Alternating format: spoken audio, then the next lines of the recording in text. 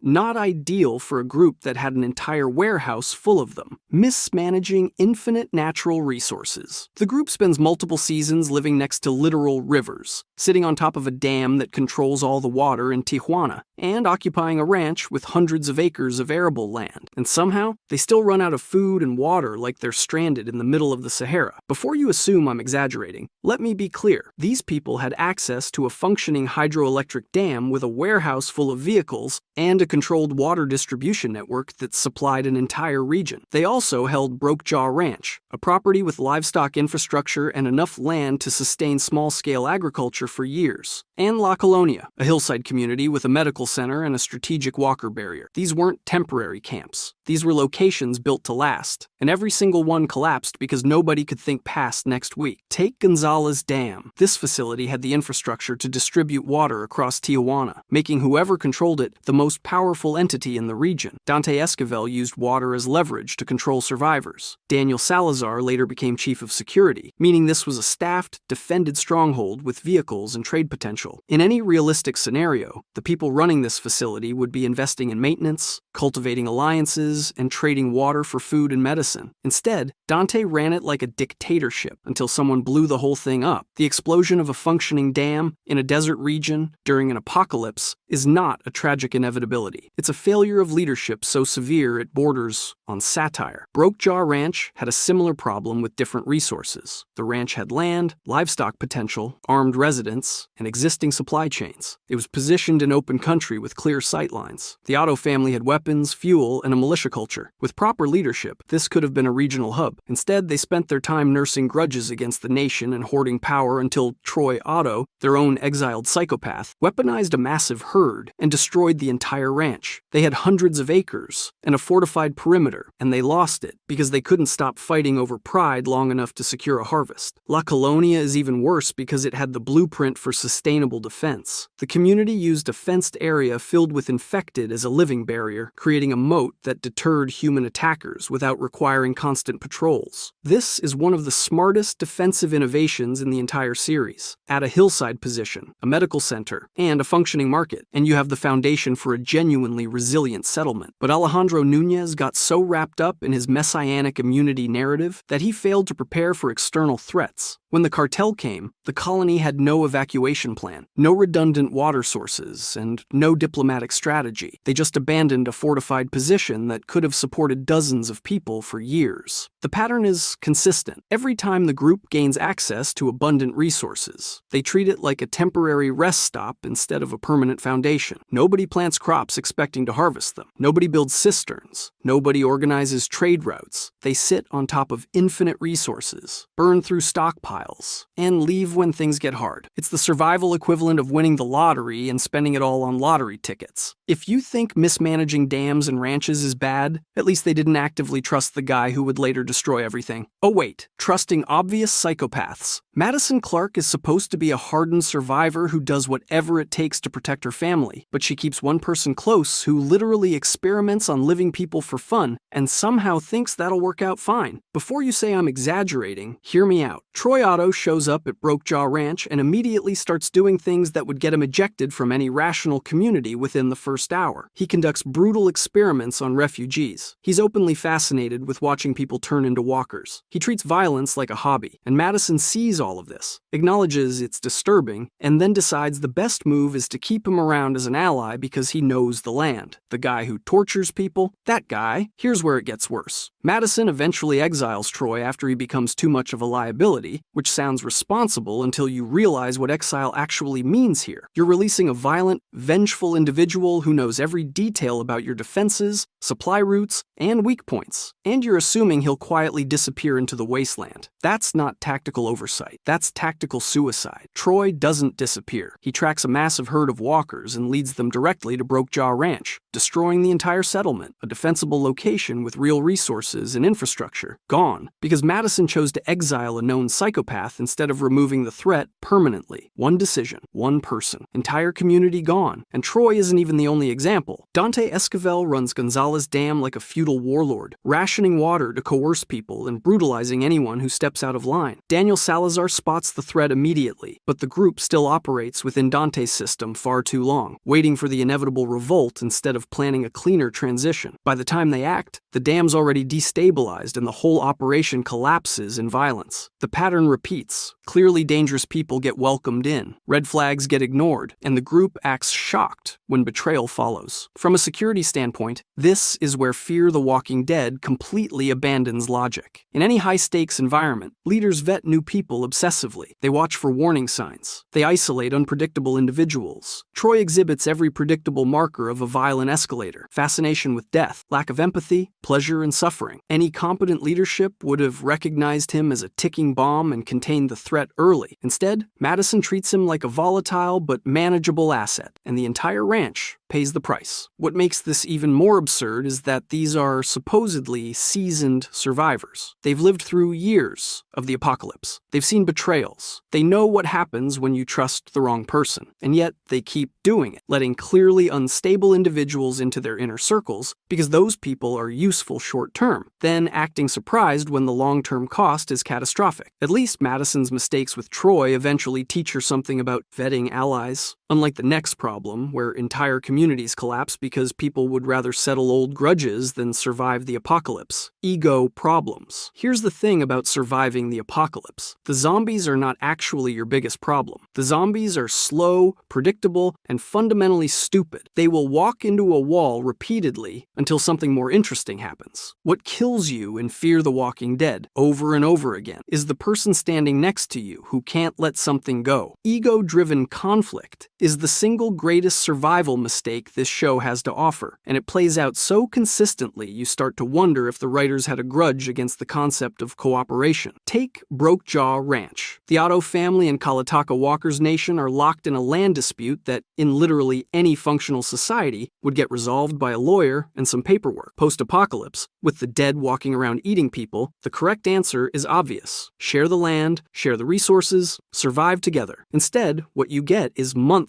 of escalating tension, sabotage, psychological warfare, and eventually enough bloodshed to depopulate both groups significantly. The ranch had walls, water, and defensible ground. Walker's people had numbers and knowledge of the terrain. Together, they were genuinely formidable. Apart, they were a slow-motion disaster waiting for a spark. The spark arrived, naturally, right on schedule. And then there's Troy Otto, who is perhaps the clearest example of what happens when ego overrides every tactical instinct Madison Clark supposedly had. Troy is dangerous. Troy Troy is unstable. Troy has demonstrated on multiple occasions the exact kind of erratic behavior that gets entire groups killed. Madison knows this. Everyone knows this. The show knows this. And yet the decision made, repeatedly, is to manage Troy rather than neutralize the threat he represents. The reasoning is some combination of loyalty, utility, and the deeply human but deeply stupid belief that you can control a person who has already shown you exactly who they are. You cannot. Troy eventually does exactly what Troy was always going to do, and people die because the harder decision got avoided for too long. But the real crown jewel of ego-driven catastrophe is the Gonzalez Dam. Stop and think about what that dam actually represents in a post-collapse world. A reliable, renewable power source, a massive water supply, and one of the most structurally defensible positions you could possibly hope to control. It is, functionally, the most valuable piece of real estate in the region, the kind of asset that rational actors would protect at almost any cost. What happens to it? It gets destroyed, not by a massive enemy force, not by some unavoidable catastrophe. It gets destroyed because the people controlling it could not work out their power struggle long enough to protect the thing that was keeping them all alive. The dam goes, and with it goes every strategic advantage it represented. Then you have Daniel Salazar and Victor Strand, two of the most individually capable characters in the show's entire run. Daniel is a trained intelligence operative who has survived things most people couldn't imagine. Strand is a resourceful, ruthless, and genuinely clever operator who has talked his way out of situations that should have killed him 3 times over. Together, these two should be an extraordinary survival asset. What they actually are is a mutual destruction machine, betraying each other in rotating cycles until whatever goodwill or cooperation might have existed between them is completely gone. Group cohesion is not a social nicety. It is a tactical necessity. Every grudge you carry, every power play you make, every conflict you choose over compromise is a direct subtraction from your survival odds. Fear the Walking Dead builds its entire tragedy on that one stubborn, very human refusal to accept it. Staying in highly toxic radiation zones, nuclear radiation is invisible, odorless, and will kill you slowly while you pretend everything's fine. Yet, Fear the Walking Dead's characters treat fallout zones like slightly inconvenient neighborhoods where you just need to hold your breath and walk quickly. Spoiler alert, that's not how radiation works. Here's the thing. In actual nuclear disasters like Chernobyl and Fukushima, authorities evacuate entire regions permanently. Decades later, those zones are still cordoned off because radiation doesn't just go away when you want it to. The exposure causes cancer, organ damage, and immune suppression, which in a world with limited medical care and constant injuries is basically signing your own death certificate with extra steps. But in Fear, survivors waltz into compromised reactor sites, set up camp near warheads that have gone critical, and treat Geiger counter readings like weather reports instead of evacuation orders. The justification is usually something like radiation keeps other groups away, or there are supplies nobody else will claim. Cool. You know what else keeps people away? Being dead from acute radiation syndrome. Because that's what happens when you stay in a hot zone long enough. Your cells stop dividing correctly, your bone marrow shuts down, and you start bleeding from places you shouldn't. The survivors already face walkers, starvation, and hostile humans. Adding cumulative radiation exposure to that list is like playing Russian roulette while juggling chainsaws. Completely unnecessary and impressively stupid. Real responders in contaminated zones follow time-distance shielding principles. Spend as little time as possible in the area. Stay as far from the source as you can. Put concrete or lead between you and the radiation. They rotate personnel, use dosimeters to track exposure, and decontaminate rigorously after every shift. Fear's characters do none of this. They walk through ashen landscapes in regular clothes, handle irradiated walkers with bare hands, and track fallout dust into their living spaces like it's ordinary dirt. The infected themselves are walking biohazards now, covered in radioactive particles that should warrant specialized tactics like extended reach weapons and disposable protective layers. Instead, survivors stab them up close and personal, because apparently nobody told them that getting walker blood mixed with cesium-137 on your skin is a bad time. What makes this even more absurd is that safer alternatives exist. The apocalypse has emptied out most of the map. There are entire states, entire countries with zero radiation where you could set up without slowly cooking your DNA. But no, characters stay in contaminated zones because the plot needs them there, not because any rational human being would make that choice. In reality, even incomplete relocation beats sheltering in a fallout plume. You leave, you walk, you find literally anywhere else. The idea that a defensible reactor site or a cache of supplies is worth years of exposure is the kind of short-term thinking that gets everyone sick and dead before they realize the mistake. The irony is that fear tries to frame these zones as a thematic statement about humanity's hubris, that our pre-apocalypse technology came back to haunt us. And visually, ruined reactors and ghost towns work, but the characters' decisions ruin the premise. If the radiation is severe enough to create diseased walkers and unstable infrastructure, then any survivor group without hazmat suits and nuclear engineering degrees should be sprinting in the opposite direction. Choosing to stay is trading a slow, invisible death for temporary shelter, which makes no sense when you've already survived years of learning to respect every other danger in this world. At least you can see a walker coming. But if you think living in a radiation zone is the worst decision the survivors make, wait until you hear about the time they abandoned a fortified military sanctuary that had everything they needed to survive. Indefinitely abandoning fortified military sanctuaries. The single dumbest pattern in Fear the Walking Dead is how every time the characters find a defensible location with resources, they either destroy it or walk away from it for reasons that make zero tactical sense. We're talking about places with walls, water, weapons, and storage, the exact combination you need to survive long term. And every single time, the show engineers a collapse that could have been avoided with basic strategic thinking. Broke Jaw Ranch is the clearest example. This place has land, livestock potential, armed residents, established fences, and a militia culture. It's open terrain with clear lines of sight for miles. You can see threats coming. You have housing, storage, and a community structure already in place. In a real survival scenario, this is a location you fortify and defend with everything you have. But the Ottos refuse to integrate the native group trying to reclaim ancestral land. Madison chooses sides instead of forcing compromise. And Troy Otto comes back with a massive herd and destroys the entire ranch as revenge. The ranch doesn't fall to an overwhelming external force. It falls because the leadership prioritized grudges over collective defense. They had the resources, the people, and the position. They just didn't have the discipline to preserve it. La Colonia is another fortress that gets abandoned for no good reason. It's built into a hillside in Tijuana with natural defensive advantages. It has a medical center, housing, and most impressively, a wall made of infected that acts as a living barrier against human attackers. That's an incredibly sophisticated defensive innovation. The infected are literally working for you, deterring raids while you manage your community behind them. And yet, Alejandro Nunez's messianic leadership turns rigid. He refuses to adapt when the cartel threat escalates, and ultimately the colony is abandoned, even though the infrastructure itself remains intact. They didn't lose the fortifications. They chose to leave them behind. A more pragmatic leadership could have negotiated with external threats and turned La Colonia into a durable enclave. Instead, they walked away from a hillside fortress with its own zombie moat because their leader couldn't see past his own ideology. Then there's Gonzales Dam. This one hurts the most because it's not just a fortified position, it's critical infrastructure. The dam controls freshwater distribution to the entire region, which in a collapse scenario makes it more valuable than gold. Whoever holds the dam holds leverage over every survivor within 100 miles. It's concrete with limited access points, guards, and the potential for power generation. Daniel Salazar becomes chief of security there, which tells you the place has real organizational capacity. But Dante Esquivel runs it like a dictatorship, using water as coercion. That breeds resentment and turns a sanctuary into a target. When conflict erupts, the dam gets blown up. A functioning hydroengineering facility, destroyed because the people controlling it couldn't see the value of coalition building over authoritarian rule. The explosion destabilizes the entire surrounding region, cutting off water to communities that depended on it. One bad governance model erases a sanctuary that could have anchored stability for decades. The pattern is consistent. Every fortified location is lost not because it's indefensible, but because the people inside sabotage their own position. Broke Jaw Ranch had the militia but couldn't integrate allies or eliminate threats. La Colonia had the terrain but couldn't transition from messianic leadership to pragmatic governance. Gonzales Dam had the water but couldn't shift from coercion to cooperation. In each case, alternative strategies existed: power sharing agreements, formalized alliances, fair resource distribution. None of these are fantasy solutions, but Fear the Walking Dead doesn't allow for that evolution. The show is committed to collapse, Every sanctuary burns, floods, or falls to a herd, and the survivors move on to start from scratch somewhere else, which means they never accumulate knowledge, never build institutions, and never develop resilient infrastructure. From a military strategy perspective, this is insane. You don't abandon or destroy your own fortresses in the middle of a war of attrition. The correct strategy is to fortify, repair, and adapt, not blow everything up and wander into the next season homeless. The worst part is that the characters clearly understand the value of these places. Madison drives to the dam specifically because she knows it's strategic. Daniel takes the security role because he understands infrastructure matters. The Ottos built the ranch as a prepper stronghold because they knew fortified positions would be critical. They all know what they're supposed to do. They just don't do it. They let personal vendettas, ideological purity, and short-term wins override the most fundamental rule of survival. When you find something defensible and resource-rich, you hold it. Not all stories have a point. Sometimes they're just a series of avoidable disasters from beginning to end. If you enjoyed this video and want to see more, click the video on the screen now.